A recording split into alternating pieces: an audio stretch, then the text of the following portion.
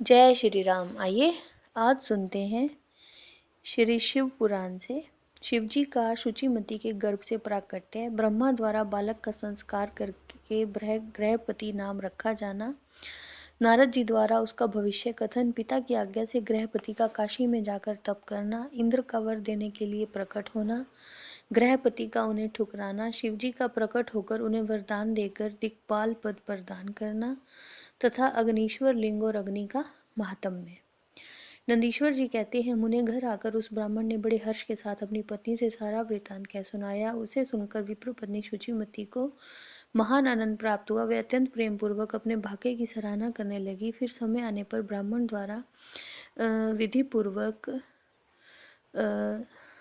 पूर्वक कर्म संपन्न किए जाने पर उनके घर पुत्र का आगमन हुआ। फिर उन विद्वान मुनि ने गृह सूत्र में वर्णित विधि के अनुसार हर तरह के संस्कार किए।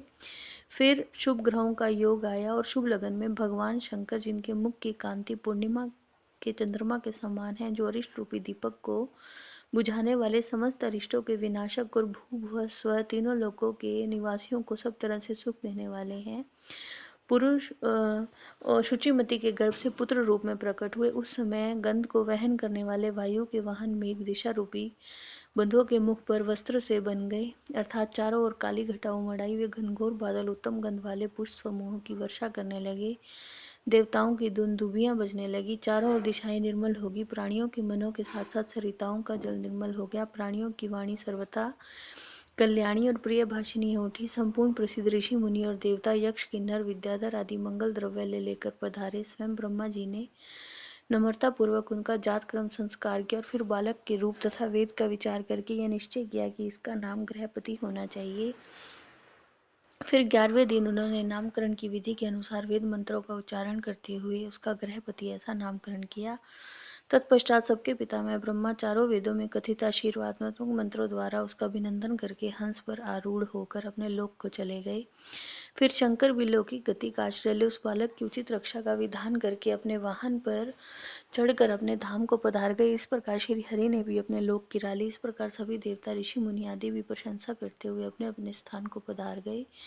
फिर ब्राह्मण देवता ने यथा समय सब संस्कार करते हुए बालक को वेदाध्ययन करवाया। तत्पश्चात 9वां वर्ष आने पर माता पिता की सेवा में तत्पर रहने वाले विश्वानर नंदन गृहपति को देखने के लिए वहां नारद जी पधारे। बालक के माता पिता सहित नारद जी को प्रणाम किया। फिर नारद जी ने बालक की हस्तरेखा, जीवा, तालु आदि देखकर कहा, मुनि विश्वानर, ये तुम्हारे पुत्र के लक्षणों का वर्णन करता हूँ, तुम उसे श्रवण करो। तुम्हारा यह पुत्र परम भाग्यवान है। इसके संपूर्ण अंगों के लक्षण शुभ हैं, किंतु इसके सर्वगुण संपन्न, संपूर्ण शुभ लक्षणों से समन्वित और चंद्रमा के समान संपूर्ण निर्मल कलाओं से सुशोभित होने पर भी विधाता ही इसकी रक्षा करे। इसलिए सब तरह के उपायों द्वारा इस शिशु की रक्षा करनी चाहिए, क्योंकि विधाता के विपरीत होने पर गुण भी दोष हो जाता है। मुझे शंका है कि 12वें वर्ष में इस पर अग्नि द्वारा विघन आएगा। ये कहकर नारद जी जैसे आए थे वैसे ही देवलोक को चले गए। सनत कुमार जी, नारद जी का कथन सुनकर पत्नी सहित विश्वानर ने समझ लिया कि ये तो बहुत बुरा हुआ और पुत्र शोक से व्याकुल होकर